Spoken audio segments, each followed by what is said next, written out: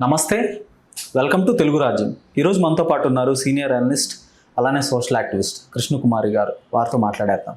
Madam నమస్తే. నమస్తే madam, Abhijit Deepke స్వాతంత్ర దినోత్సవం రోజున ఒక క్యాంపెయిన్ స్టార్ట్ చేశారు. స్కూల్ టీకరో అనే ఒక క్యాంపెయిన్ స్టార్ట్ చేసి వాళ్ళ గ్రామంలో పర్యటించారు. ప్రభుత్వ పాఠశాలలు ఎంత అధ్వానంగా ఉన్నాయో తను డైలీ ఆ చుట్టుపక్కల గ్రామాల్లో పర్యటిస్తూ ఆ ఫోటోలు వీడియోలను అయితే బయట పెడుతున్నారు. 80 ఏళ్ల స్వాతంత్ర భారతదేశంలో కూడా జంతువుల కన్నా మరింత భయంకరమైన ట్రీట్మెంట్తో ఆ టాయిలెట్లు అవన్నీ ఉన్నాయి. సో ఒక జంతువులాగా ట్రీట్ చేస్తున్నారు పేద విద్యార్థుల్ని అని చెప్పి ఆయన అన్నారు. సో ఈ విద్యా వ్యవస్థను మార్పు జరగటానికి, ప్రభుత్వ పాఠశాలను బాగు చేయడానికి రాజకీయ నేతల పిల్లలు లేదంటే ప్రభుత్వ ఉద్యోగుల పిల్లలు కూడా ప్రభుత్వ పాఠశాలలో చదవాలని ఒక వాదన తీసుకొచ్చారు. ఎంతవరకు కరెక్ట్ అంటారు? ఇది 100% కరెక్ట్. ఆచరణ సాధ్యమా కాదా అనేది చూడాలి. ఇప్పుడు ప్రైవేట్ స్కూల్స్ ఇంత డెవలప్ అయిపోయిన తర్వాత, ఇంత ఫ్రీ హ్యాండ్ ఇచ్చేసిన తర్వాత ప్రైవేట్ స్కూల్స్కి ఇంత ఇవి నిజానికి వటవృక్షాల్లాగా అయిపోయినాయి ప్రైవేట్ స్కూల్స్. ఇట్లాంటి పరిస్థితుల్లో మరి గవర్నమెంట్ స్కూల్స్కి ఎందుకు పంపిస్తారు ఎవరైనా? ఇప్పుడు ఆయన చెప్పింది 100% నేను ఏకీభవిస్తూ, మనం వాస్తవంగా లాజికల్గా ఆలోచిస్తే ఎందుకు అసలు ఈ ప్రభుత్వ స్కూల్స్ ఇట్లా ఉన్నాయి అనే దగ్గరికి వెళ్ళాలి. ఆ పాయింట్కి అతను కూడా వెళ్ళాడు. వెళ్ళబట్టే స్కూల్స్ టీకరో అని చెప్పి ఆ స్కూల్స్కి వెళ్ళి ఆ ఫోటోలు తీసి సోషల్ మీడియాలో పెడితే అసలు ఈ 80 ఏళ్ల స్వాతంత్రంలో స్కూల్ని మనం సరిగా పెట్టుకోలేకపోయాము, ఇది ఎంత ఒక రకంగా మనం చేతగానితనం అన్నట్లుగా, అంటే మన వైఫల్యం. సింపుల్గా చెప్పాలంటే ఇది రాజకీయ నాయకుల వైఫల్యం, వేరే ఏమి కాదు. ఇప్పుడు స్కూల్కి డబ్బులు ఇస్తానంటే, గవర్నమెంట్ బడ్జెట్ పెడతానంటే ఎవరైనా వద్దని ఆపుతారా? ఆపరు కదా.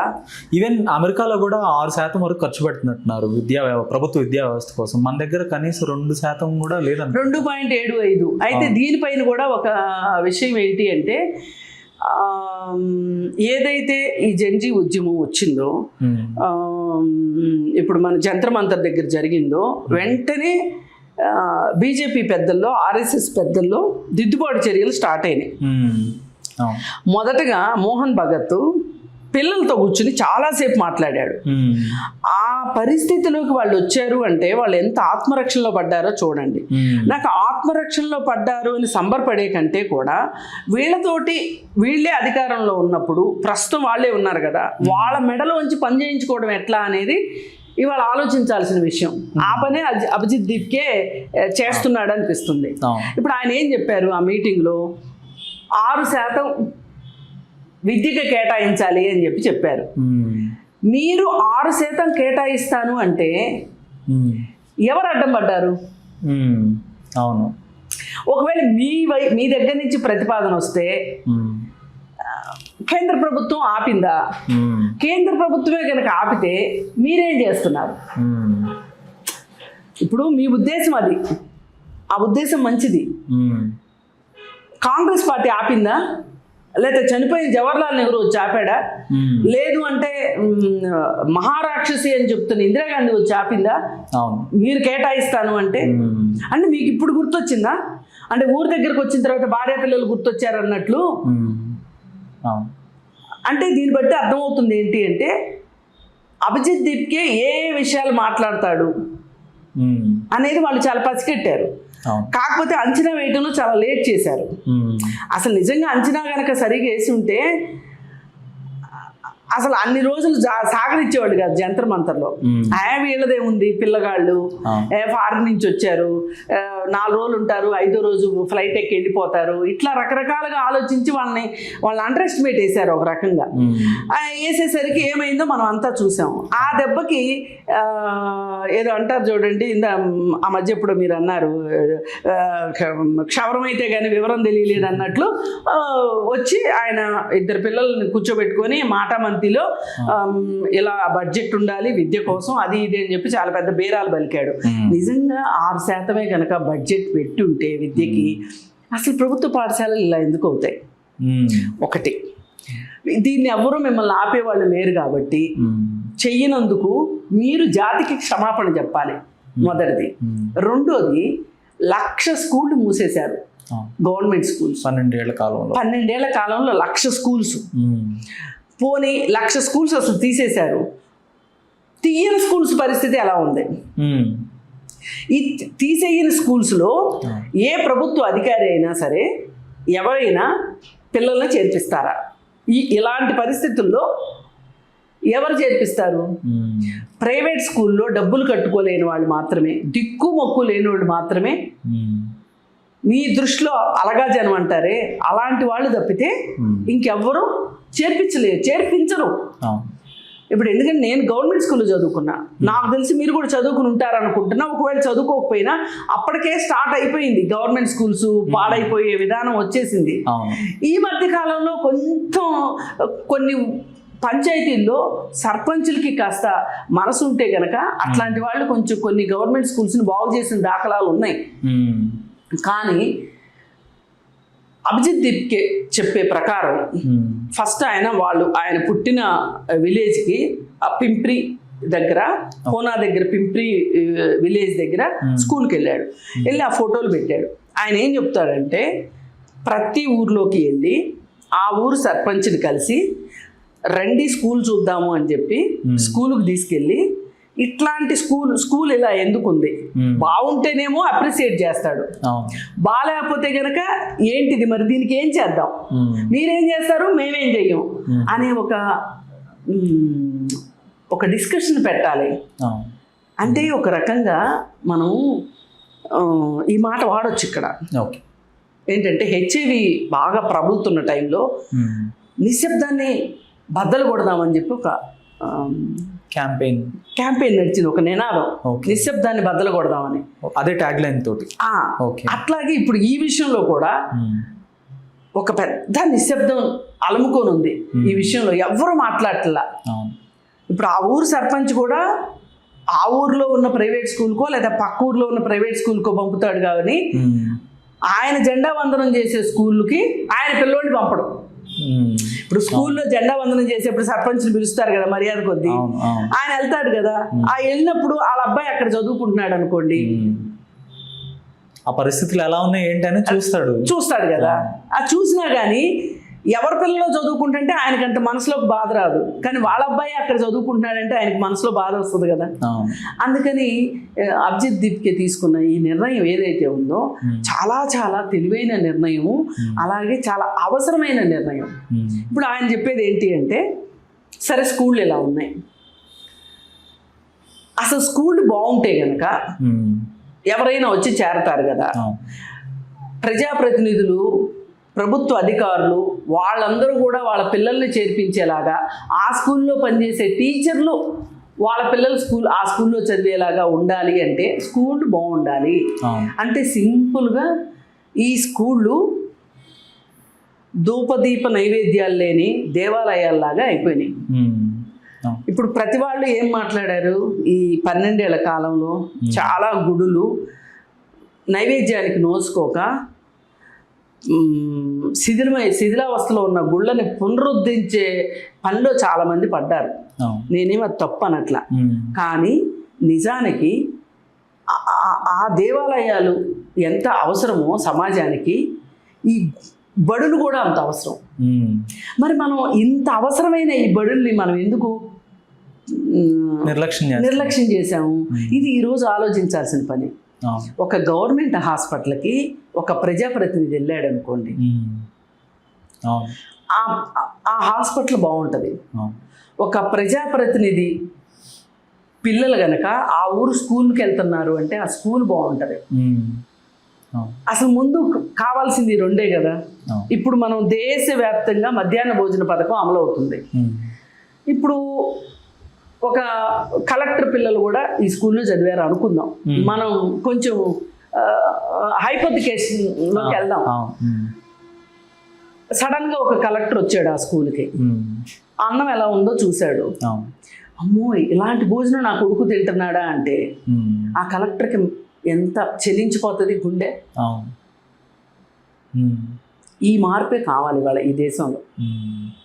కానీ నిర్బంధంగా ప్రభుత్వ ఉద్యోగుల పిల్లల్ని లేదంటే రాజకీయ నేతల పిల్లల్ని నిర్బంధంగా చేయటం కూడా అది వ్యక్తిగత స్వేచ్ఛకు కూడా భంగంగా కూడా ఉంటుంది. నేను అలా అనుకోవట్లా. ఎందుకంటే అలా అనుకుంటే నిర్బంధ విద్యా విధానం కూడా వ్యక్తి స్వేచ్ఛకి ప్రతిబంధకమేగా. ఓకే, నిర్బంధ విద్యా విధానం ఉందిగా మనకి. అంటే పేదోళ్ళకేనా మీరు నిర్బంధాలు పెట్టేది? డబ్బులు ఉన్న వాళ్ళకి నిర్బంధాలు ఉండవా? ఓకే. అంటే ఇప్పుడు చేయాల్సింది ఏంటి అంటే నెమ్మదిగా ఈ ప్రైవేటు స్కూళ్ళని కొత్తగా అనుమతులు ఇవ్వకుండా ఉన్న స్కూళ్ళల్లో ప్లే గ్రౌండ్లు ఖచ్చితంగా ఉండాలి, బీఈడీ చేసిన టీచర్లే ఉండాలి. మీరు ఇంతంత ఫీజులు వసూలు చేసేటప్పుడు డిఎస్సిలో ఉత్తీర్ణులైన టీచర్లనే పెట్టాలి. ఇట్లాంటి రూల్స్ రెగ్యులేషన్స్ పెడితే ఎవడ పడితే వాడు చదువు వచ్చినోడు చదువు రానివాడు విద్యా వ్యాపారంలోకి రాకుండా ఉంటారు. ఓకే మేడం, ఇంకొక ప్రశ్న. వాళ్ళు రాకోకుండా ఉంటే అప్పుడు ఏం జరుగుతుంది? ఉన్న స్కూళ్ళు బాగుంటాయి, గవర్నమెంట్ స్కూల్స్. ఈ ప్రైవేట్ స్కూల్స్ని ఈ విధంగా కట్టడి చేస్తూ నియంత్రిస్తూ ఈ ప్రభుత్వ స్కూల్స్ని మనం ఎంపవర్ చేసుకుంటూ వచ్చామనుకోండి, అప్పుడు ఏమవుతుంది? ఇప్పుడు ఒక కలెక్టర్ని ఆ పిల్లల్ని అక్కడ చదివించమంటున్నాం. కలెక్టర్ చదివించే లోపు ఆ కింద ఎంతమంది చదివించాలి? మొదటగా ఆ ఊరు సర్పంచ్ చేర్పించాలి, ఆ ఊర్లో ఉన్న సచివాలయంలో ఉన్న ఎంప్లాయీస్ వాళ్ళ పిల్లల్ని చేర్పించాలి, అలాగే ఆ ఊర్లో ఉన్న ప్రజాప్రతినిధి చేర్పించాలి. మరి వీళ్ళందరూ చేరుతున్నారు అన్నప్పుడు స్కూల్ ఎన్విరాన్మెంట్ బాగుంటది, ఖచ్చితంగా బాగుంటుంది. ఇప్పుడు బంధువుల దొడ్డి లాంటి స్కూల్స్ ఉండవు. ఇప్పుడు మనకి బోలెడు ఆట స్థలం ఉంటుంది గవర్నమెంట్ స్కూల్స్ అంటే, భవనాలు శిథిలావస్థలో ఉంటున్నాయి. దీని వెనకమాల కుట్ర ఏంటి అంటే, ఓ పక్కన ప్రైవేట్ స్కూల్ని పెంచుకుంటూ ఆ విద్యా వ్యాపారాన్ని పెంచుకుంటూ వెళ్ళి ప్రభుత్వం నెమ్మదిగా ఈ బాధ్యత నుంచి తప్పుకుంటుంది, ప్రాథమిక విద్య బాధ్యత నుంచి తప్పుకుంటుంది.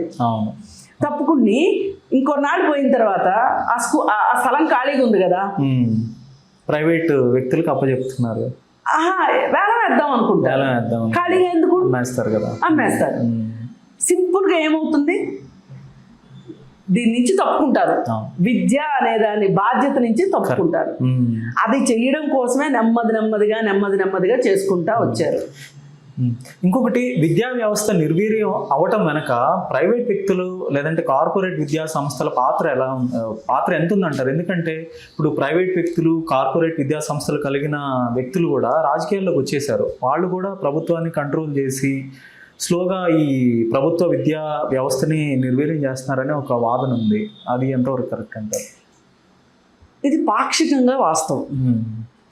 అసలు ప్రభుత్వము తాను బాధ్యత నుంచి తప్పుకోవటం కోసం వేరే వాళ్ళకి బాధ్యతను బదలాయిస్తుంది. ఈ బదలాయించే క్రమంలో వాళ్ళకి ఒక స్వేచ్ఛనిస్తుంది, సంపాదించుకోవటానికి వాళ్ళకి ఫ్రీ హ్యాండ్ ఇచ్చేస్తుంది. ఆ విద్యా సంస్థల వాళ్ళ దగ్గర బోలెడు డబ్బులు ఉంటున్నాయి.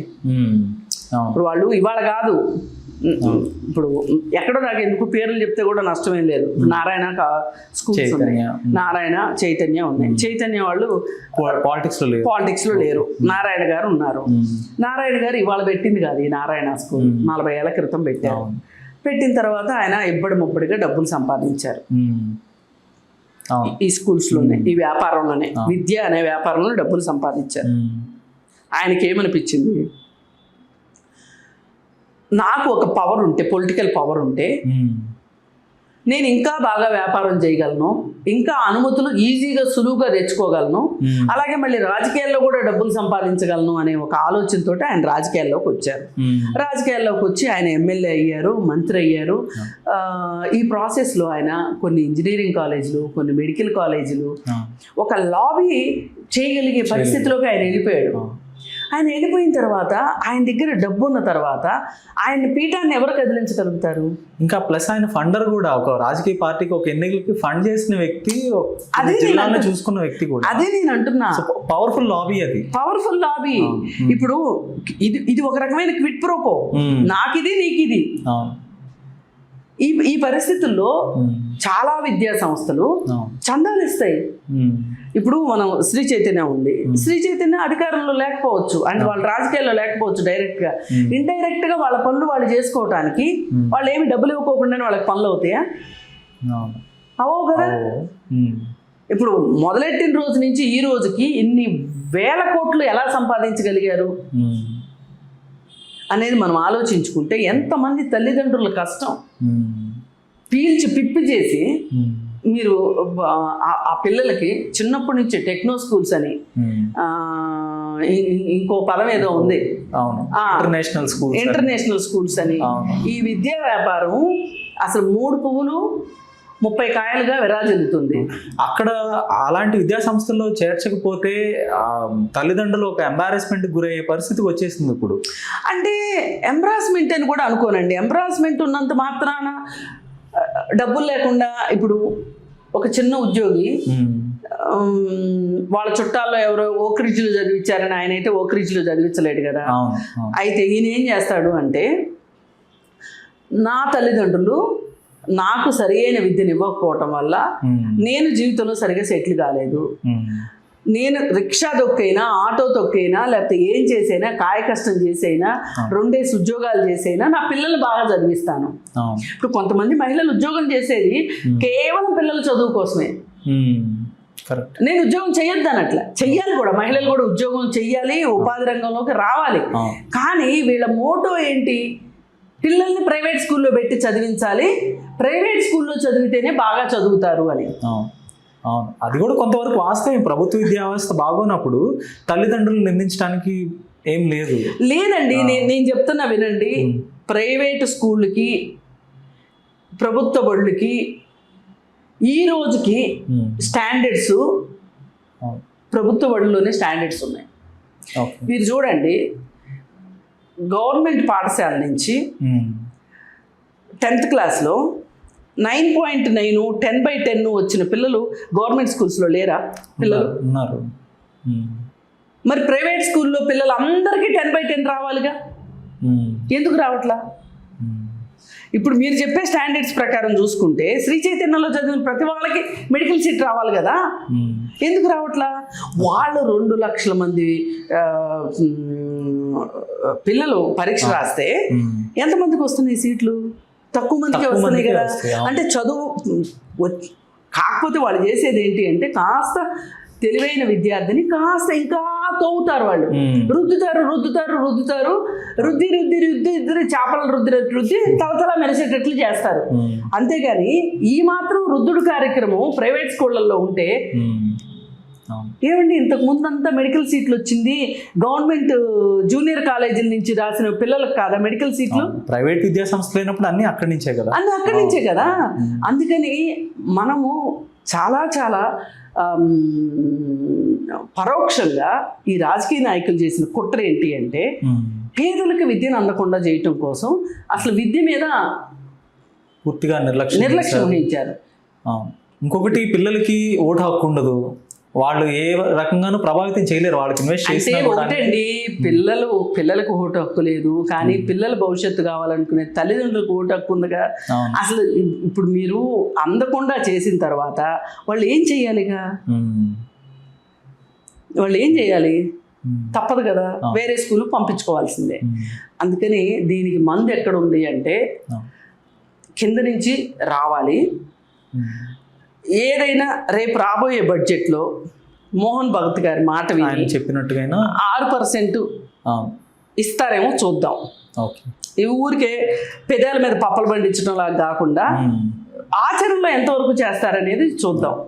లేదు ఇప్పుడు వచ్చిన ఈ వేడిని తగ్గించటానికి, లేదు ఇప్పుడు వచ్చిన ఈ కోపాన్ని తగ్గించటానికి ఆయన పై మాటలు చెప్పారా? వాస్తవంగా కూడా అందులో మరి ఇంత తెలిసిన పెద్ద మనిషి 12 ఏళ్ళ నుంచి ఎందుకు ఊరుకున్నారు? 12 ఏళ్ళ నుంచి ఊరుకోకూడదు కదా. ఆయన ఏమి వేరే దేశంలో లేరు, తపస్సు చేస్తా కూర్చుని లేరు కదా మోహన్ భగత్ గారు. అందుకని వీళ్ళు కావాలనే చేశారు ఇదంతా. అసలు అందరూ చదువుకుంటే ఎవరండి మన పార్టీలో జెండాలు పట్టుకుని తిరిగేది? పైగా వీళ్ళు చదువుకున్న కాడి నుంచి ఉద్యోగం అడుగుతారు. ఎక్కడ తెచ్చిస్తాం వీళ్ళకి ఉద్యోగం?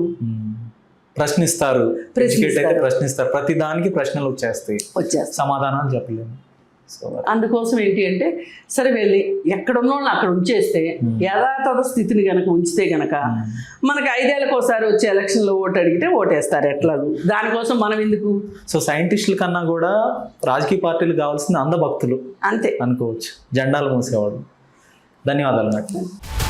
హలో, తెలుగు రాజ్యం ఛానల్ చూస్తున్నారా?